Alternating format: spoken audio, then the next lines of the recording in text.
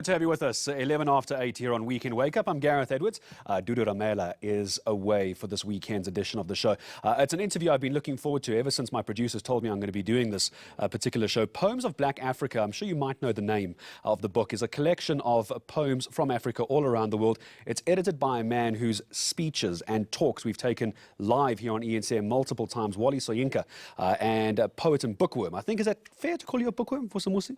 I'll go with that. I would say you're a bookworm. I think it's a fair one. I'll take it. Vusimuzi Phakathi joining us to talk about this, the poet and bookworm. But before we talk about the book, I need to congratulate you. So the Mail and Guardian Young 200 South Africans. Yes. Do you ever stop winning awards? Yeah. No, I actually don't think I do. I don't think I do. I think there's many more still coming. There are. Absolutely more still coming.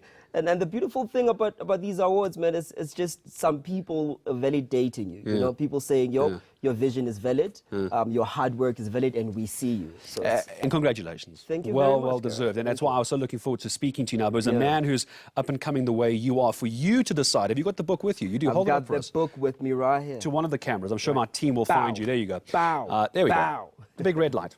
Here it is. There we go. There we go. There we go. That's why I was looking forward to speaking to you. So of all the books that you, Vusi, can decide to pick up, this is the one. Why? Why are you reading this? So this past week, there's a program that we're doing with the Joburg Theatre, Youth Development. So this past week, we're in El Dorado, and we were working with a bunch of young kids there, teaching them writing and performance and so forth. And so I went into finding poems that will work with these kids with. And I thought, what better poems to work with than South African poems? But now, instead of just looking at current South African poets, let's dig deeper. Let's find African writers who've been writing for many years. This was published in 1975, and it's still very, very relevant to this day.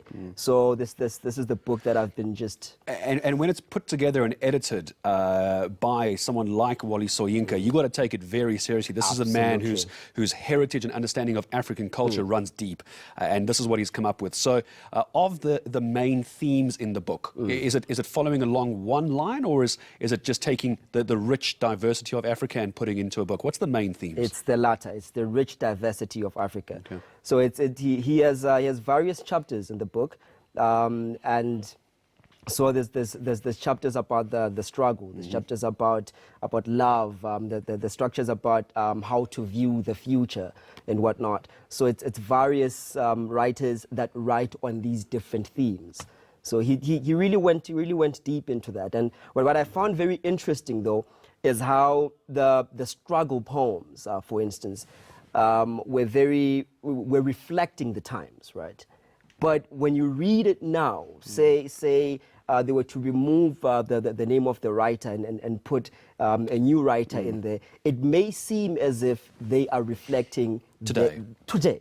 These very times. And is that why that's relevant to the kids that you were teaching? Okay. Absolutely. So how do you teach kids who are so plugged into social media and Instagram and Twitter, where it's, you know, their life flashes by in the flick of a thumb? How do you get kids to sit down and read the depth of African heritage in a book like this? How do you do that? That's a very interesting question.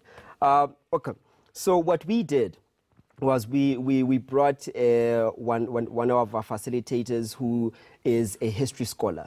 So she goes in first and brings a beautiful breakdown of South African history as a whole. And then we go into literature. So by the time we come into the writing, the kids are already so keen in learning how writers actually put down all those things that occurred in the past. So yeah, the beautiful thing about writers, even when they're still young, is even if the social media, they're still very much interested in learning how to write and write well. And you know I'm going to ask you just towards the end of our interview, you know I'm going to ask you to pick the one and you're going to read it. I cannot have you on set with us and not have you read a poem of your choice, and we'll get to it. So you start thinking about which one, if you haven't. But has there been any critical acclaim to this kind of collection? It's always wonderful hearing from academics and poets and bookworms and storytellers when they react to a collection, an anthology of something like this. What has the reaction been to this kind of book? Well, honestly, I've not went into the scholarly breakdown of what other people But just the reaction have you've been seen. saying about the book. I'll just speak about my reaction, right? I'll just focus on my reaction, and my reaction to it is it brings a need for this kind of writing today, a need for writing that reflect the time fully. There's writers who are already doing that. There's writers who are already writing about what's happening now, and I've been very passionate about how, say, hip hop, for instance, rap in South Africa is, because rap itself is art, rap itself is poetry. But my issue with it is that it has not been reflecting the times. You know, Kespanyoves released a great music video where the content was not cohesive with what was in the video itself. So what this book does is it says to the writer, reflect the times. Yeah. And those times today, and perhaps this can lead us into the poem that you've chosen. If I had to ask you today the most relevant poem in that book, that was the one that sticks out for you, that you are going to have printed, laminated, and put up on a fridge magnet in your house when you go home and you finish this book, which one is that one going to be and why? Even before you read it, why did you make that choice? What stands out as a good poem for you? Well, first of all, before we even get into content, before we even get into what is being said, I'm very concerned about technique. That it's art, so it needs to be crafted. There needs to be great craft in putting the message across, right? So Oswald Mjali in this book, Aibo Balile, but he crafted very well, and then we get into the food, we get into the meats.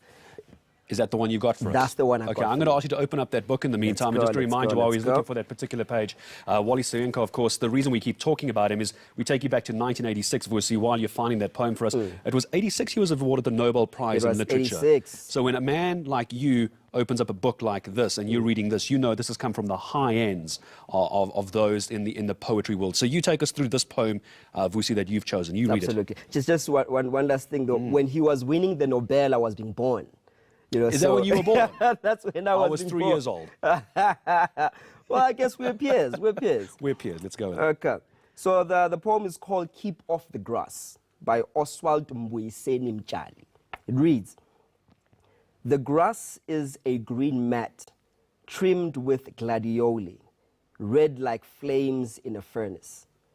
The park bench, hallowed, holds the loiterers listening to the chant of the fountain, showering holy water on a congregation of pigeons. Keep off the grass. Does not under leash forbidden. Dogs not under leash forbidden.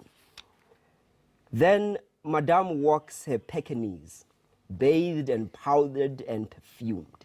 He sniffs at the face of the keep off sign with a nose as cold as frozen fish, and salutes it with a hind paw, leaving it weeping in anger and shame. And this is why you win so many awards. Vusimuzi, thank you so much Thank indeed you. for coming in. Thank you for having joining me. us here on Week in Wake Up. Vusimuzi Phakathi, taking poems of Black Africa here on ENCA. We'll get more of that on YouTube later in case you missed that. Don't go anywhere. We're back here on the show in just a moment.